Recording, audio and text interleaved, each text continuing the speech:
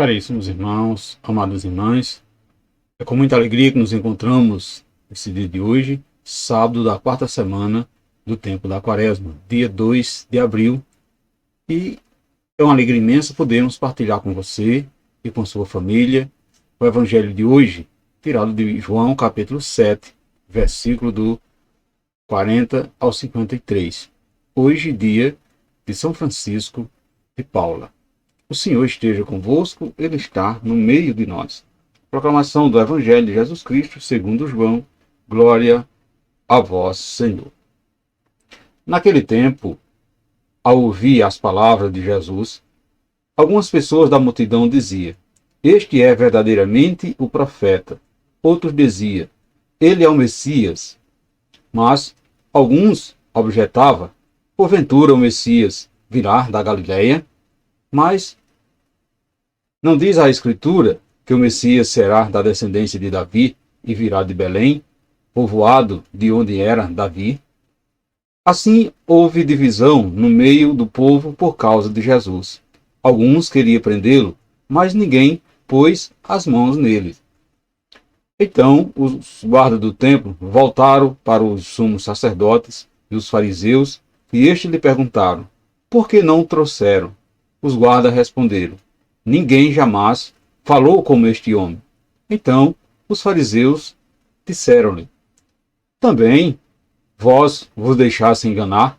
Por acaso algum dos chefes ou fariseus acreditou nele? Mas esta gente que não conhece a lei é maldita. Nicodemos, porém, um dos chefes, aquele que se tinha encontrado com Jesus anteriormente, disse: Será que a nossa lei julga alguém antes de ouvir e saber o que ele fez? Eles responderam: Também tu és Galileu, porventura? Vai estudar e verás que da Galileia não surge profeta. E cada um voltou para sua casa. Palavra da salvação, glória a vós, Senhor. Amados irmãos, queridas irmãs, um profeta galileu. Então, podemos perceber que aqueles que detêm o poder não toleram a mensagem de Jesus, porque ela acabaria com todos os seus privilégios. Por isso, amaldiçoa o povo simples e procura prender Jesus usando a lei como arma repressiva. Perceba que o fato de Jesus ter vindo da Galileia criava dificuldade para ser aceito como Messias. Conforme uma antiga tradição, o Messias viria de Belém, cidade de Davi, pois Deus havia prometido a esse rei que, para sempre, e um dos seus descendentes haveria de sentar-se no trono de Jerusalém. Essa esperança messiânica, de caráter político-militar, estava bem viva na mente do povo, principalmente no momento em que o peso da dominação romana se fazia sentir. Pelo que se percebe, as autoridades de Jerusalém ignoravam a verdadeira origem de Jesus e não parecia muito interessada em conhecê-la. O motivo verdadeiro da resistência contra ele girava em torno de sua pregação. Então podemos ver nesse evangelho de hoje, a experiência com Jesus nos abre os olhos. Examinando assim a realidade daquele tempo, percebemos que havia separação entre as pessoas em Israel, porque alguns reconheciam Jesus como Messias e outros o ignoravam pelo simples fato dele ser um nazareno.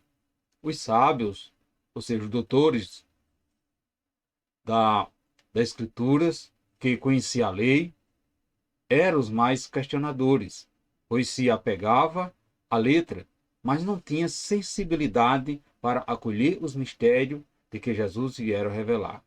O povo mais simples, como os guardas, era considerado maldito, pois não tinha acesso à lei, porém tinha um coração aberto para reconhecer a palavra que Jesus dizia às multidões. Por isso eram inquiridos pelos doutores. Assim, ele se manifestava. Ninguém jamais falou como este homem. Caros irmãos e irmãs, amadas famílias, O simples fato de ter tido uma experiência com Jesus abriu os olhos para acolhê-lo como o enviado de Deus. Ainda hoje nós percebemos que as opiniões são emitidas na mesma proporção. Muito de nós, e às vezes até mesmo os que são muito instruídos nas Escrituras, não entendemos a verdadeira missão de Jesus na nossa vida e só a acolhemos quando nos é conveniente. Perceba que em algumas circunstâncias nós o aceitamos e observamos as suas ordens, porque necessitamos dos milagres que ele pode realizar na nossa vida. Caros irmãos e irmãs, em outras ocasiões, portanto, não compreendemos quanto a sua palavra nos manda fazer e agir, contrariando o que a nossa natureza pensa. Assim, como os mestres da lei que conheciam as Escrituras, mas não aceitavam a Jesus que veio tornar a lei uma regra de vida para a felicidade interior do homem, nós também agimos. Estudamos as leis, conhecemos a história.